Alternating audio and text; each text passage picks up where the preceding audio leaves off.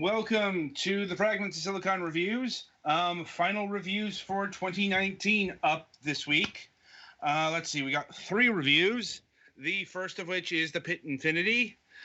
Right, so the Pit Infinity is apparently part of a franchise, part of a long-running franchise, or at least there's like an announcement on the Steam page that says the Pit series enters its 7th year. I'm not sure if that's taking the whole thing into a whole, because the Pit is actually a spin-off of a game called Sword of the Stars, which I think is a strategy game. Like, I'll be honest, this is the first one of these I've ever played. And if this is a representative of the franchise, I don't want to play anymore. But I suppose we should talk about the other part of that title, Infinity. So I think Infinity is referring to the other type of, or at least part of what this game is. It is a roguelike FPS hybrid. Like, not the first one of these we've encountered, but they're still pretty rare. So I think you can get an idea of how some of this is structured or not structured. Like, the roguelike is the Pit itself. You are one of 3 different character classes. Really, that's all there is to your character, except for like the soldier guy. He's got a bit of backstory, but the other 2 are just the class. It's really threadbare even for threadbare. But whatever. Like, are there random pickups that you get to keep during a run at least, or stuff? I'll be honest, I didn't check, because after about 2 hours, I was done with this game. Just done. Because I think a large amount of the fun of a roguelike usually comes from, such and such unfair enemy thing, such and such hazard, such and such got hurt, not fair, yada yada. But you also get to pick up and find cool stuff. That's a roguelite. No, a roguelite is when you get to keep some from behind. In a true roguelike, you still get to find a cool thing during your run and use it during the run. Yeah, I don't think that's part of not anything unique. At least, like I said, I don't have a lot of long-term things to say about this. Mm-hmm. It's like, as far as I can see in terms of like bullet points and all that, it's like the roguelike part is more gaining levels. Oh, okay. Those are your permanent upgrades. I mean, usually when it comes to inventory, that's the stuff that doesn't get. That's the stuff that doesn't stay. Oh no, I'm not talking about stuff staying. I'm talking about like during a run getting cool stuff. Well, yeah, you can get that. It's like you can get, new guns and stuff. But are there like a wide enough variety of different guns for it to be interesting? It's pretty conventional in terms of guns. Honestly, if you want the roguelike FPS with the interesting guns, that's Mother Gunship, or its predecessor, Tower of Guns. This is a whole lot more conventional in terms of like an actual FPS. Like, you've got your shotgun, you've got your rifle, you got your pistol, that kind of thing. It's like, maybe later on you get weirder sci-fi alien weapons, but even that's pretty standard in terms of FPS design. So, and the actual levels themselves are, well, I hope you like grungy corridors, because that's what you're getting. It's like, I'm not going to pretend like roguelikes usually have great level design, so. No, I'm not talking about level design. Because in a roguelike, just the aesthetic. Yeah, I'm talking about level. The aesthetics of things.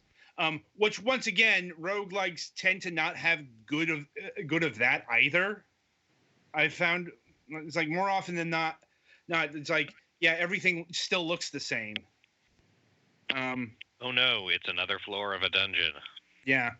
I'm like, that's just something inherent to the not so much genre, but the aesthetic. Unless you're really going out there with, for example, like Tumbleseed, um, or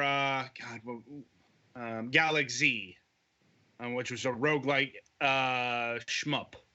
Hmm. Yeah, roguelikes have been attached to so many different genres at this point. I'm like, Mm-hmm. but yeah, it's like, Now, but can we have the roguelite? that exists. Oh God. Like what you thought it didn't. Yeah. Well, you consider yourself educated. Uh, Oh, I mean, technically speaking, like Rogue Legacy would probably be it. Anyway, getting back to the Pit Infinity here. Yeah, it. Well, it's like while its combination is uncommon in terms of like design and mechanics and all that, it's following some very established molds. Like, it's like unfortunately, like not everything works well. Like I had the same problem with Mother Gunship. It's like FPS and direct RPG does not work well. It's like there's an art to doing an FPS RPG. It can be done. Like Deus Ex exists, for example, or System Shock 2. But just attaching numbers to guns doesn't really work well all that much. Not when the gunplay is the primary factor. If you're like doing a menu-driven thing, a whole other kettle of fish.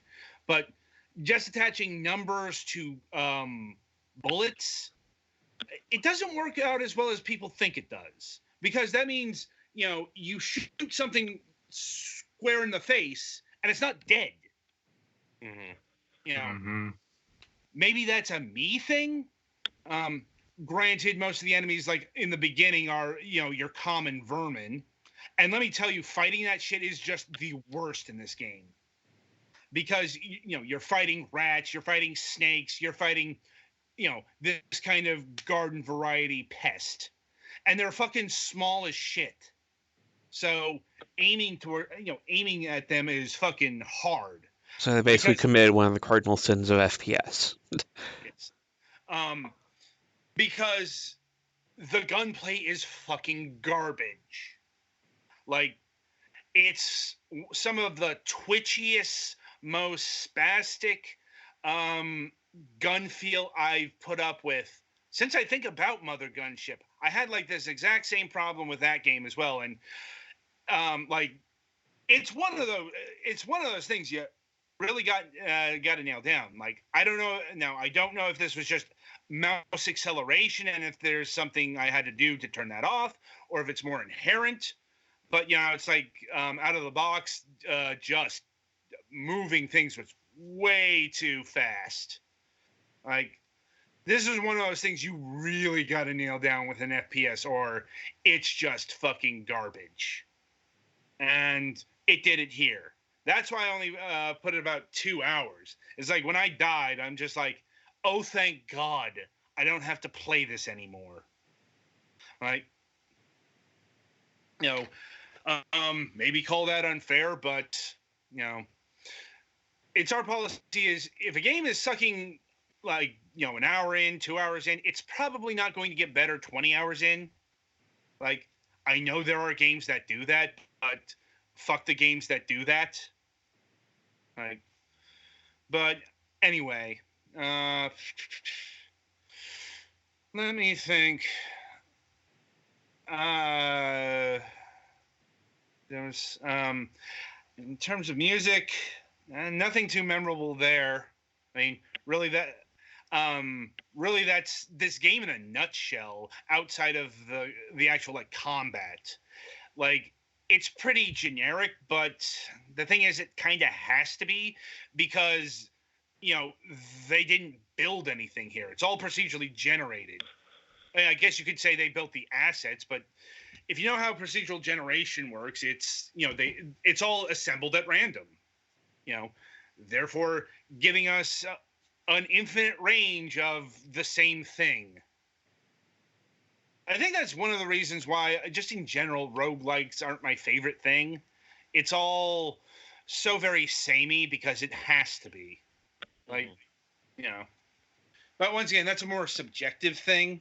Also worth noting, this game has multiplayer. We only got one code, or else I certainly would have forced my colleagues to play this along with me. You know. So can't really apparently it's got up to like 3-player co-op. Once again, I wish I could say more on that aspect, but we are limited by the amount of codes that we get. Sometimes we might pick up the game in question for everyone. This game is $20 fucking dollars. Nobody was spending $20 on this. Even if the game was itself worth $20, that is not within our show's budget. No.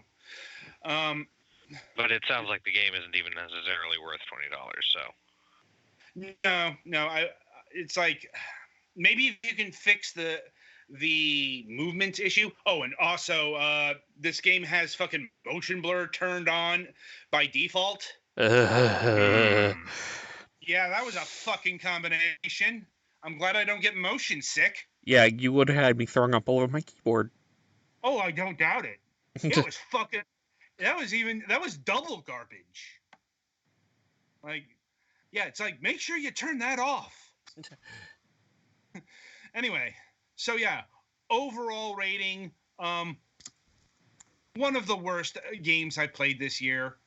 Not sure where this ranks yet because, well, we haven't done that yet. You know, that begins after we finish our last reviews of the year, which is handy because we've only got 2 more left.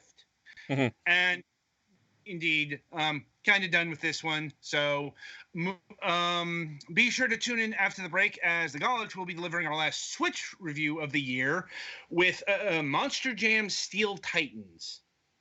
So again, this is what happens when they give us the codes. You know, we get to review a monster truck game, or at least Golix does. So